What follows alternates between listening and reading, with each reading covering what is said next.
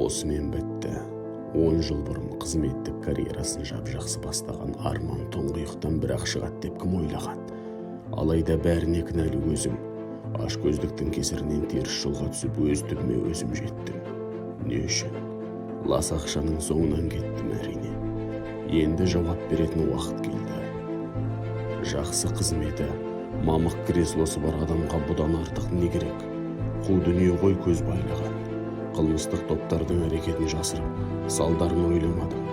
Олардың немен айналысып жатқаны мені қызықтырған жоқ. Олар синтетикалық есірткі өндіретін еді.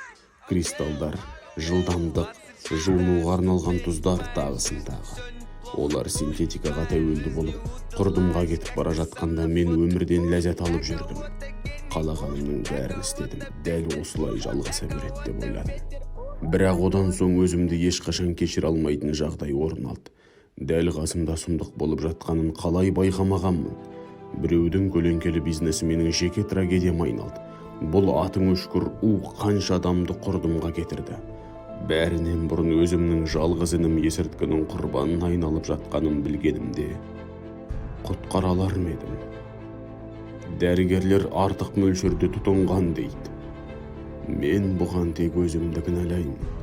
Есірткінің қалайша өз отбасымның ойранын шығаруына жол бердім. Басқа шығар жолы болмағандықтан құзырлы органдарға өздігімнен берілдім. Інімді қайтара алмасым анық.